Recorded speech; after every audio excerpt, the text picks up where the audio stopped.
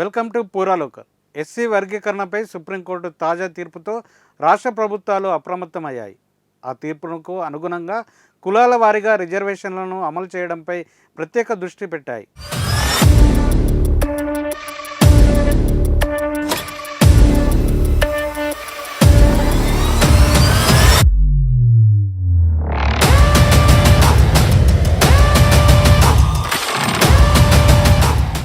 ఉమ్మడి రాష్ట్రంలో రూపొందిన గెజిట్ ప్రకారం ఎస్సీలకు ఇప్పుడు అమలు చేస్తున్న మొత్తం 15% రిజర్వేషన్లలో మాదిగలకు 7%, మాలలకు 6%, రెల్లి తదితర కులాలకు 1%, ఆది ఆంధ్రులకు 1% చొప్పున వర్తించనున్నది. ఉమ్మడి రాష్ట్రంలో తెలుగుదేశం ప్రభుత్వం 1997లోనే కులాలను 4 గ్రూపులుగా విభజిస్తూ జీవో జారీ చేసింది. అప్పటి ప్రభుత్వం విభజనలో రెల్లి తదితర 12 కులాలు ఏ గ్రూపులో, మాదిగ సహా 18 కులాలు బి గ్రూపులో, మాలా సహా మొత్తం 25 కులాలు సి గ్రూపులో, ఆది ఆంధ్ర సహా 4 గ్రూపులు డి గ్రూపులో ఉన్నాయి.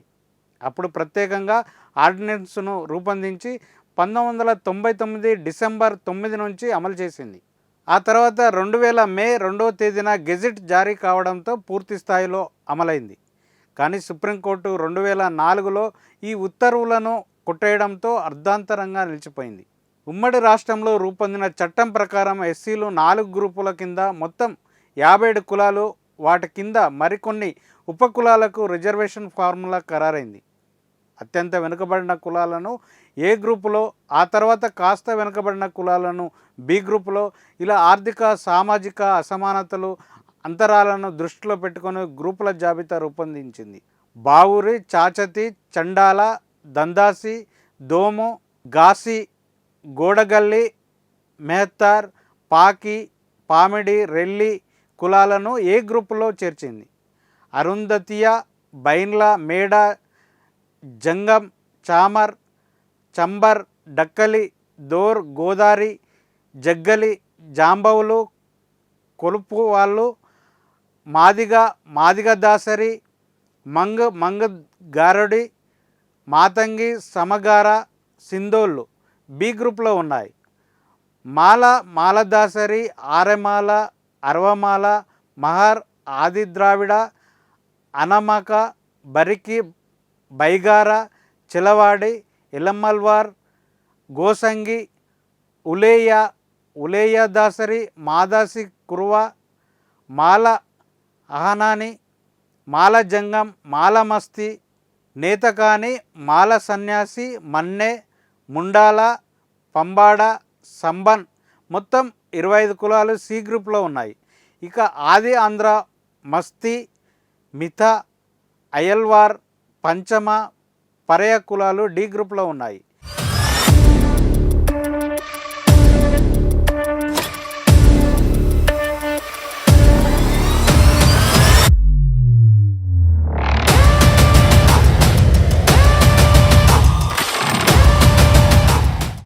ఏడి గ్రూపులకు చెరి 1% చొప్పున రిజర్వేషన్ అమలు కానుండగా బి గ్రూపుకి 7%, సి గ్రూపుకి 6% అమలు కానున్నాయి. ఈ వర్గీకరణను తెలంగాణ ప్రభుత్వం యథాతథంగా అమలు చేస్తుందా, లేక క్యాబినెట్ సబ్ కమిటీ లేదా కమిషన్ లాంటివి నియమించి అధ్యయనం తర్వాత కొత్త ఫార్ములాను రూపొందిస్తుందా అనేది ప్రభుత్వం స్పష్టం చేయాల్సి ఉంది. ఉమ్మడి రాష్ట్ర విభజన తర్వాత తెలంగాణలో ఎక్కువ మంది మాదిగలు, ఆంధ్రప్రదేశ్లో ఎక్కువ మాలలు ఉన్నారు. తెలంగాణ ఏర్పాటు తర్వాత రాష్ట్రంలో ఎస్సీలు మొత్తం 54,32,000 ఉంటే అందులో మాదిగలు 32,22,000, మాలలు 15,27,000 అని లెక్కలు వెలువడ్డాయి. దీంతో వర్గీకరణ ద్వారా మాదిగలకు 7% రిజర్వేషన్ దక్కినా సరైన న్యాయం లభించదనే మాదిగ సంఘాలు వాదన. జనాభా లెక్కల ప్రకారం కనీసంగా 12% రిజర్వేషన్ మాదిగలకు దక్కాల్సి ఉంటుందని వ్యాఖ్యానించాయి. రాష్ట్రంలోని కూర్పు ప్రకారం మాలల కంటే రెట్టింపు స్థాయిలో మాదిగలు ఉన్నప్పటికీ రిజర్వేషన్ మాత్రం కేవలం 1% తేడా మాత్రమే ఉన్నదని, వర్గీకరణ ద్వారా మాదిగల కంటే మాలలే తెలంగాణలో ఎక్కువ లబ్ధి పొందుతున్నారనేది ఆ సంఘాల వాదన. మాదిగల మధ్య రిజర్వేషన్ ఫలాల అసమానతలను రూపుమాపేందుకు వర్గీకరణ డిమాండ్ తెరపైకి వచ్చినా ఇప్పుడు 2 రాష్ట్రాలు విడిపోవడంతో సుప్రీంకోర్టు సానుకూలంగా స్పందించిన ఒక్కొక్క కులానికి ఒక్కొక్క రాష్ట్రంలో అన్యాయం జరుగుతుందనే మాటలు వినిపిస్తున్నాయి. ఉమ్మడి రాష్ట్రంగా ఉన్నప్పుడే ఇలాంటి తీర్పు వచ్చి ఉంటే 2 కులాలకు న్యాయం జరిగేదని, కానీ 3 దశాబ్దాల తర్వాత రావడంతో అసంతృప్తికి ఫుల్ స్టాప్ పడలేదన్నది వాటి వాదన. సుప్రీంకోర్టు తాజా తీర్పుతో ఎస్సీ వర్గీకరణ అమలుపై సందేహాలు తలెత్తాయి. తీర్పు వెలువడిన నిమిషాల వ్యవధిలోనే తెలంగాణ అసెంబ్లీ వేదికగా సీఎం రేవంత్ రెడ్డి స్పందించడం, ఇప్పటికే విడుదలైన జాబ్ నోటిఫికేషన్లకు అవసరమైతే ఆర్డినెన్స్ జారీ చేసి వర్గీకరణ ప్రకారం రిజర్వేషన్లను అమలు చేయనున్నట్లు ప్రకటించడం కీలకంగా మారింది. దాదాపు 3 దశాబ్దాలుగా అటు న్యాయస్థానాలలో ఇటు ప్రభుత్వాలు పార్టీల స్థాయిలో చర్చనీయాంశంగా వివాదంగా ఉన్న ఎస్సీ వర్గీకరణపై సుప్రీంకోర్టు సంచలన తీర్పు వెలువరించింది. వర్గీకరణను సమర్థిస్తూ స్పష్టత ఇవ్వడంతో దాని అమలుపై రాష్ట్ర ప్రభుత్వాల స్థాయిలో చర్చలు మొదలయ్యాయి. ఇలాంటి అంశాల నేపథ్యంలో తెలంగాణ ప్రభుత్వం వర్గీకరణ రిజర్వేషన్ ఫార్ములాను ఎలా అమలు చేస్తుందన్నది ఆసక్తికరంగా మారింది.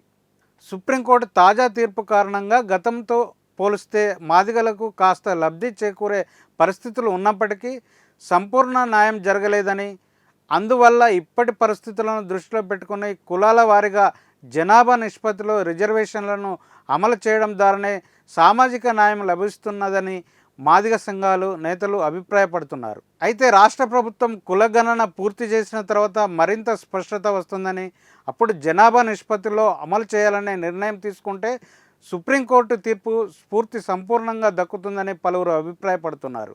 ఈ వర్గీకరణ ఫార్ములా ఉమ్మడి రాష్ట్రంలోనే రూపొంది దాదాపు 5 ఏళ్ల పాటు అమలైనందున ఇప్పుడు తెలంగాణ ప్రభుత్వం దాన్నే అమలు చేస్తుందా లేక పునర్వ్యవస్థీకరిస్తుందా, వీటిపై త్వరలో స్పష్టత రానుంది. ఇది ఇప్పుడున్న అప్డేట్. మరిన్ని అప్డేట్స్తో మళ్ళీ కలుద్దాం. చూస్తూనే ఉండండి పూరా లోకల్.